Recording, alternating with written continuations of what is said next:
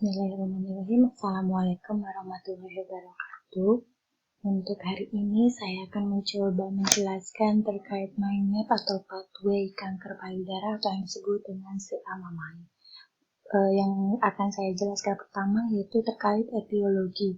Saya mencantumkan 3 etiologi. Pertama ada mekanisme hormonal, genetik, dan defisiensi umum. Pertama, mekanisme hormonal. Ketika terjadi ketidakseimbangan hormon estrogen dan progesteron, ketika kedua hormon ini berlebihan, maka akan menyebabkan si reseptor estrogen di epitel payudara berinteraksi dengan promotor pertumbuhan dan faktor pertumbuhan fibroblast yang dikeluarkan oleh sel kanker payudara. Kemudian ketika ini sudah terjadi, maka akan terjadi terbentuknya mekanisme autokrin perkembangan sel kanker yang nanti akan berujung ke gangguan proliferasi jaringan epitel dan sistem ductal. Etiologi yang kedua terkait genetik, di mana ini terjadi mutasi gen BRCA1 dan BRCA2. BRCA itu singkatan dari breast cancer, di mana jika gen ini normal berguna untuk atau sebagai penekan tumor. Kemudian gen ini juga berfungsi untuk membantu mempertahankan stabilitas DNA dan mengontrol pertumbuhan sel-sel di dalam tubuh. Setiap orang itu normalnya memiliki 2 gen BRCA, satu bawaan dari ayah dan satunya bawaan dari ibu. Ketika gen ini bermutasi atau menjadi tidak normal, maka fungsinya pun ikut menjadi tidak normal. Nanti akan terjadi sel lebih rentan untuk membelah diri secara tidak terkendali. Kemudian ketika dari mutasi gen BRCA ini nanti akan nyambung juga ke gangguan proliferasi jaringan epitel dan sistem ductal. Etiologi yang ketiga yaitu terkait defisiensi imun, di mana terjadi defisiensi limfosit sel T atau yang berguna sebagai kekebalan tubuh. Nah, ketika ini terjadi defisiensi atau kekurangan, maka produksi interferon pun ikut menurun.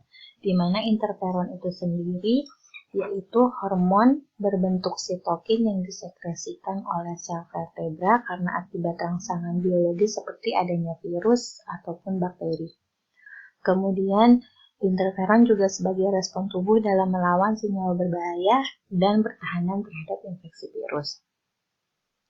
Ketika interferon sudah menurun, maka timbullah sel kanker pada jaringan epitel dan ductal, kemudian nyambung ke gangguan proliferasi jaringan epitel dan sistem ductal. Nah, ketiga etiologi ini juga didukung oleh faktor resiko. Ada 5 faktor resiko. Pertama, ada memiliki riwayat CA-MAMAI, nanti nyambung ke genetik.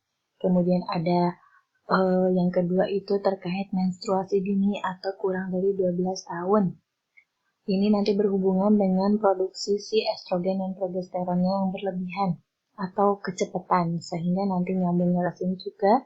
Kemudian ada menopause terlambat, ada pemakaian kontrasepsi oral. Kenapa pemakaian kontrasepsi oral berpengaruh? Karena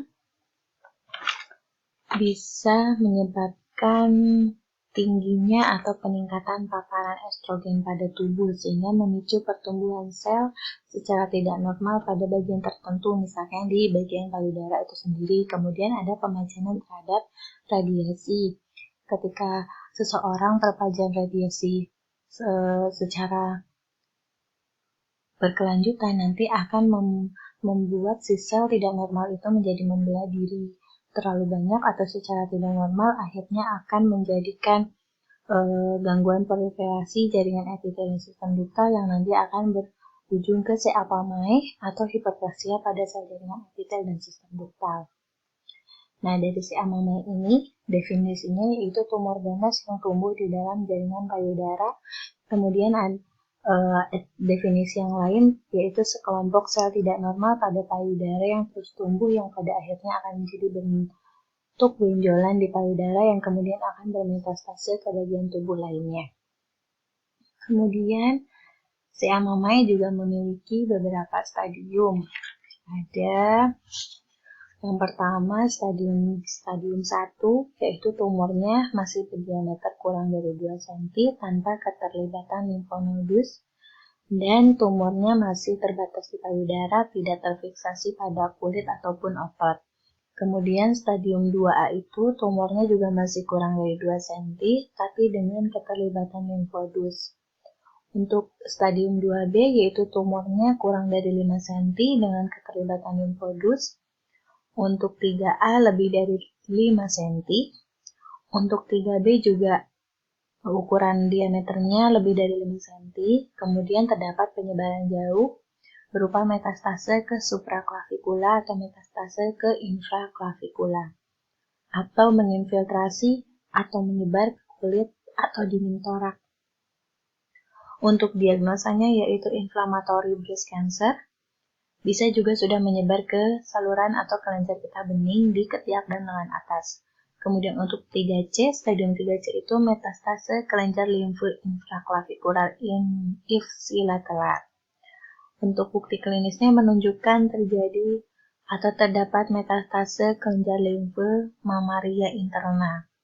Untuk stadium 4 itu sudah metastasenya jauh, seperti ke tulang, paru-paru, liver, ataupun tulang rusuk.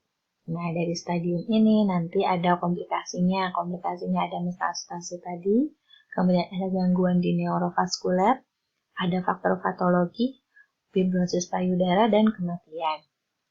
Untuk menegakkan atau membantu penegakan diagnosa CA-MAMAI ini nanti dilakukan pemeriksaan penunjang, yaitu ada pemeriksaan laboratorium dan tes diagnostik lain.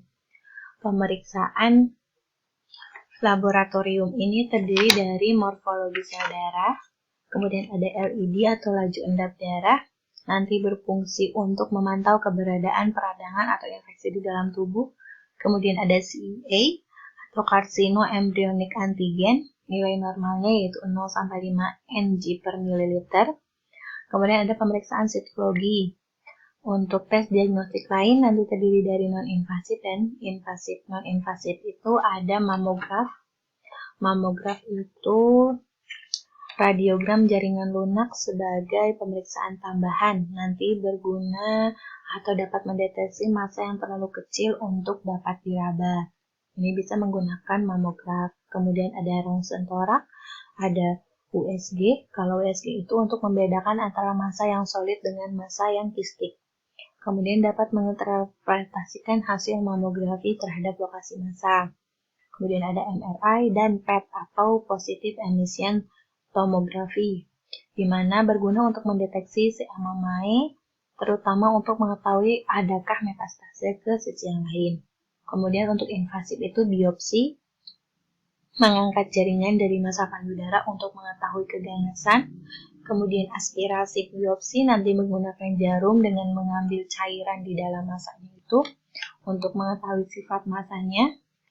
Kemudian ada TrueCut atau core biopsi itu menggunakan perlengkapan stereotatik biopsi mamograf dan komputer untuk memadu si jarumnya itu masuk ke jaringan. Kemudian ada insisi biopsi mengambil sebagian jaringannya. Kemudian ada eksisi mengambil keseluruhan jaringannya.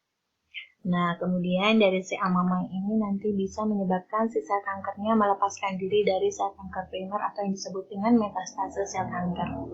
Metastase ini bisa melalui dua jalur, yaitu ada melalui saluran limfe dan aliran darah.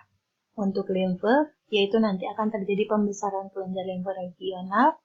Gejalanya nanti akan gejala yang munculnya mungkin akan edema limfatik, kulit bercawak, atau view de orange. Untuk diagnosa keperawatan yang mungkin muncul yaitu gangguan integritas kulit. Jalur yang kedua yaitu melalui aliran darah. Aliran darah nanti ada dua cara, ada otak dan pleura. Untuk yang pleura nanti terjadi efusi pleura, kemudian nanti gejalanya ada sesak nafas. Diagnosa keperawatannya ketidakefektifan pola nafas.